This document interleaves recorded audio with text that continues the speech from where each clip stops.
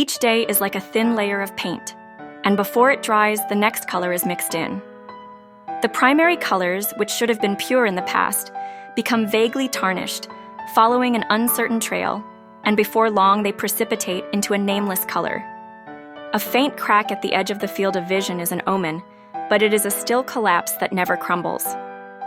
Like moss taking root in the crevices of bricks, decadence permeates the space, quietly but surely, and when you notice it, it spills from the palm of your hand, the serenity that exists on the other side of despair. A dull sensation, tinged with a slight temperature, remains after even the will to resist has faded away. The ideal is now far away, and if you reach for it, all you can reach is a cold wall. And yet, the wall stubbornly remains there, not allowing it to crumble away. The thing that has been painted over no longer perceives even its own contours.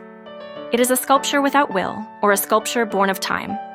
In this slightly cracked world, every time we step on the crumbling corridor, what sticks to the soles of our shoes is the dry residue of time. Layers of thinly painted memories are no longer allowed to peel off, but only to settle quietly. The shadows crawling along the cracks in the ceiling, impregnated with countless silences, are smiling faintly. It is the smile of someone who has given up on something, or perhaps the moment when resignation itself smiles. The voice, which should have been vivid in the past, has lost its outline over the years, leaving only a white aftertaste, blotting out the corner of the wall. The gaps between the words no longer hold any meaning, only the echoes are lost. The resignation painted in every corner of this space is never carried away by a passion. It is neither wild nor dramatic, but only tinged with a slight decadence, quietly and surely bringing down the curtain of a dull color. All that remains is the cold, dry touch of my hand, and the silence which is still coated on and does not peel off. The colors needed in the silence settle in a dull color as they run down my fingertips. The surface of the water of thought, which was once crystal clear, is now soaked in layers and layers of paint of emptiness, and no longer returns light. Only a faint, trembling remnant of memory can be seen in the depths of the layers.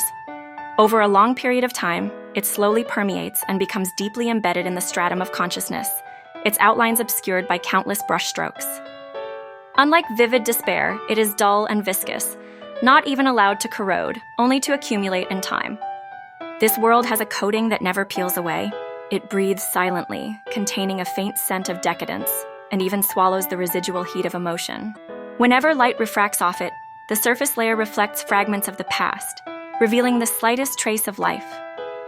However, there is no way to retrieve it, and as a viewer, one can only watch as one's own traces are painted over. The last remaining temperature of the fingertips is sucked into the dry layer. The edges of vaguely distorted memories, the shadows of the days that have been painted over and over, peel away. Time is softly corroding, and what quietly spills from the cracks of the fingertips is a dust of nameless colors. Resignation is not the opposite of rejection. It is something that continues to vibrate without ringing, like a soundless bell. It is a silence that echoes even when we cover our ears and burns even when we close our eyes. One can only know completion by putting down the last brushstroke. That is why I am now quietly burying the brush. Deep within the layers of paint, there remains just the faintest trace of raw temperature. I sink my fingers into the gray space-time.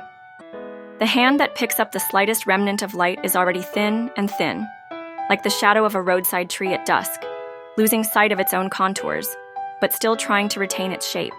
An aesthetic that cannot be allowed to crumble. The cracks are clad as decoration, and even the moment of collapse is willfully contained, resulting in a pure, unforgiving eternity. Deep within the eye, an invisible hand adds the final stroke.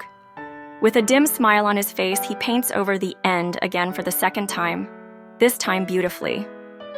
The will that was once so vivid takes on a faint tinge of decadence, but it is by no means a complete collapse. Something is still seeping through the cracks of what is peeling away. When the former cry turns to silence, when the former heat retains its cooled form, its outline is no longer will, but simply exists as something that is there. It is the quiet affirmation that comes at the end of change. The borderline of knowing that everything is there, even if we no longer reach for it. In this way, through repeated detachment and sedimentation, we become many thin layers, and a faint light dwells in the silence.